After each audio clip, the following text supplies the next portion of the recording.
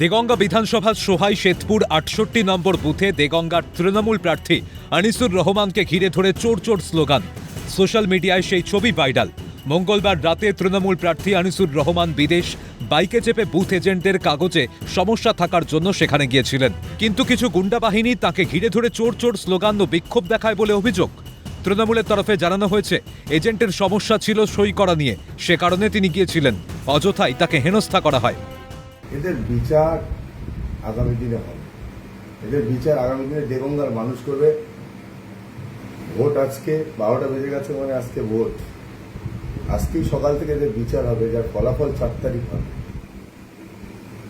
একটা এজেন্টের ফর্ম নিয়ে গেছি, সেখানে এই আইএসএফ এর যে ক্যান্ডিডেট এর ভাইটাই সবাই মিলে ওখানটায় যে নোংরা খেলাটা খেললো, যে নোংরামিটা করলো, এই নোংরামির জবাব আগামী দিনে ওদের দেওয়া লাগবে।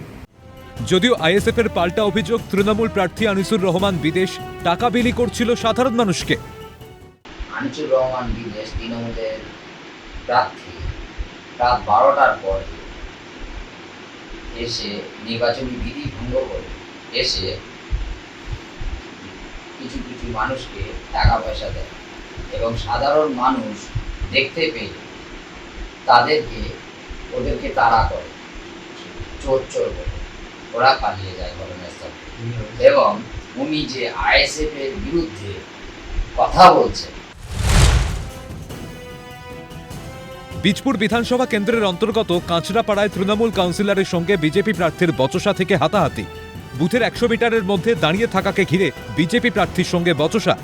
সর্বশেষ নির্দল প্রার্থীর সঙ্গেও হাতাহাতি হয় তৃণমূল কাউন্সিলরের। বীজপুর বিধানসভায় কাঁচরাপাড়া পুরসভা এলাকার 5 নম্বর ওয়ার্ডে ঘটনাটি ঘটে। পরে কেন্দ্রীয় বাহিনী ঘটনাস্থলে পৌঁছে পরিস্থিতি নিয়ন্ত্রণে আনে। পঙ্কজ বিশ্বাস ও হিমাদ্রি শেখর ভট্টের রিপোর্ট, ক্যালকাটা নিউজ।